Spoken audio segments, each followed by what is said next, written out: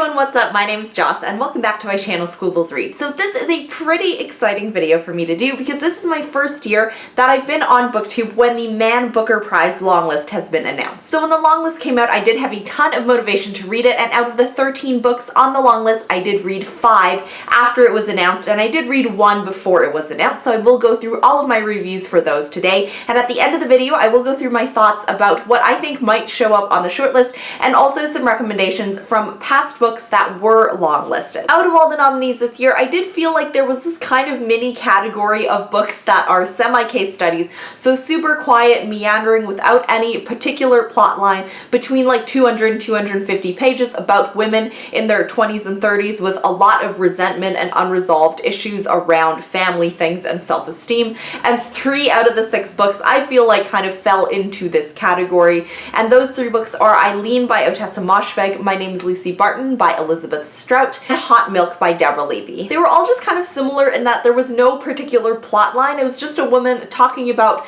really every single thought in her day-to-day life, even including the mundane things. The first one that I'm going to go through is Hot Milk by Deborah Levy. This is about an anthropologist named Sophia, who her mom, Rose, has kind of this mysterious illness where she has lost the use of her legs among other ailments, and as kind of like this last-ditch attempt, they go to Spain to see if they can find a cure. Of the 3, I did enjoy the writing in this one the most. There was a lot of metaphors and symbolism. For example, there was like this cracked computer screen and there was these jellyfish Medusa stings. Sophia does have some resentment and some issues expressing herself, and being an anthropologist, she does a lot of her own case studies and pieces together the history of different people and events, so she struggles to do this in her own life. I do think that some of the symbolism wasn't really all that accessible to me, and like, don't quote me on this or anything, but I thought that there was maybe something to do with like Greek mythology, being that Sophia was part Greek, and the trope of the Medusa and women's bodies being demonized and the health in this book being demonized.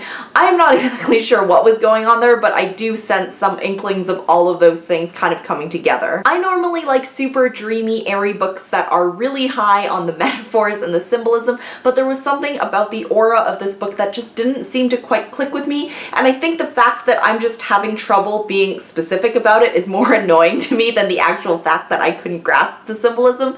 But anyways, overall, I did give Hot Milk 2.5 stars. The second of these 3 books is My Name is Lucy Barton by Elizabeth Strout, and I did actually read this several months ago before the long list was released. This is about a woman named Lucy Barton who ends up in this terrible incident in which, after she goes to the hospital and then her mom has come to the hospital to visit her, and together Lucy and her mom go through all of these like past events in Lucy's life and kind of reminisce about her childhood memories. Again, I don't have a ton to say about this one apart from that I think it was trying really hard to be both sentimental and existential, and to me personally it did miss the mark on both accounts. My favorite of these 3 books was Eileen by Washbag. This book takes place in the 1960s in a small town. We are following a woman named Eileen who is a worker at a boys' prison. She struggles with her mental health. She has a lot of self-loathing and obsessing about her body. She has issues about alcohol and food, and she stalks this man and she really likes to shoplift, and a lot of her thoughts are really grotesque regarding herself and other people's bodies. So obviously there is a lot going on here. Where the story kind of takes a turn is that there is this woman named Rebecca, and she's a new worker in the boys' prison. I really think that the marketing was done poorly about this book, because if you read it, there are words thrown around like a Hitchcockian crime. It really builds up to the ending. There's a lot of suspense, and to me it didn't really do that for a good portion, like 75 to 80% of the book. I do think this was really a case study full of Eileen's thoughts about herself and about the world, and the crime that was committed really doesn't come into play until the last 20% of the book. I personally knew that going into this book because I watched or read someone's review about it telling me not to expect a ton of thrillery type things, so that didn't really play a part in my own enjoyment or expectations of the book. However, I really do think that the marketing could have been done differently. Also, this is not really the type of book that I would just offhandedly recommend to anyone that was asking me for a book recommendation. If you are not a fan of like wholly unlikable, and by that I mean like really detestable characters and unresolved endings, I would not recommend this one for you, but for me, I was really fascinated by it, and for some odd, strange reason, I could not put it down, so I did end up giving it 3.5 stars. The next book I read was The Many by Will Menmuir. This is an odd little book. It is about a small fishing village, and a guy named Timothy, who is from London, comes in and buys this old abandoned house to fix up with his wife. This wife was previously owned by a guy named Perrin who died 10 years ago, and the story alternates between Timothy's perspective and Ethan's perspective, who was Perrin's best friend. It also alternates between the past and the present, so there are some elements of flashbacks and a few strange elements that were kind of reminiscent of like ghost stories and folktales. These type of things get more and more bizarre as the novel goes on, involving some dream sequences and some of Ethan's hallucinations. For me, this kind of folktale, eerie type writing kept me at a distance from the book. That tends to be the case with that type of writing. It can either really suck me in if it's done right, or it really keeps me at a distance, and unfortunately in this case it was the latter. The issue that I had with The Many, as well as the first 3 books, is that it was just so insular. As a result, with all 3, there is nothing that I can say particularly changed me in my way of thinking, or nothing that was particularly memorable or gripping, so I did end up giving The Many 3 stars as well. Next, I finished His Bloody Project by Graham McRae Burnett. It is the year 1869, and there is a guy named Roderick McRae, and he has been accused of the murders of 3 different people. This is written in a whole bunch of different formats. For example, there is kind of like a memoir type thing that is written from Roderick's cell. I guess it's kind of like a confession,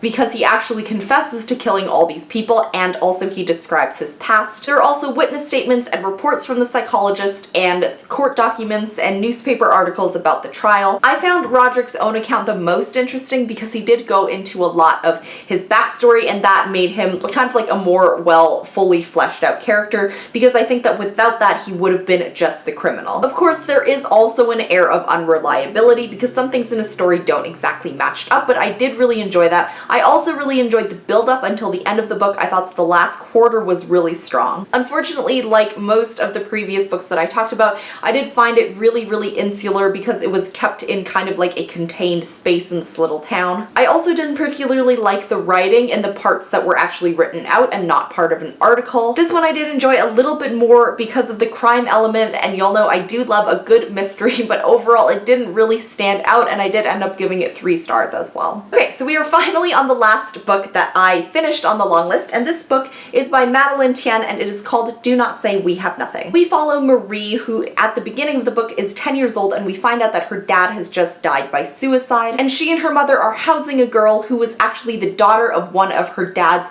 old friends at music school, and that is a lot of people, but that is definitely how this book is. There are a lot of characters. It also flashes back to the past, and we go back to the 1960s in China, where the Cultural Revolution is taking place, all the way up until 1989, where the protests happen in Tiananmen Square. There is a part of the storyline where a book is in the process of being written during the Cultural Revolution, and there was a lot of censorship taking place at that time, and as well a lot of the people in this book are musicians, also happening during the Cultural Revolution, and it really spoke to how we would feel if our means of expression were taken away and our voices were silenced, and I thought that was really powerful. There was another layer added to this because all the people in it are Chinese and because of the cultural time period. I think where this book suffered is just the fact that there was not a family tree or a list of people and their different names, because most of the characters in this book have Chinese names, English names, and also like nicknames that they're given, and it was really hard for me to distinguish them at some points in time. And I think that like in Homegoing by Ya Jessie, which did have a family tree, it was just so much more helpful to actually just have it there instead of having to construct it myself. This next thing is entirely a me thing, but there were some passages that focused more on events and things and neglected talking about the way that it made people feel or like their visceral reactions, and that kind of caused a disconnect for me. But if you don't mind that, then you might actually really enjoy this book.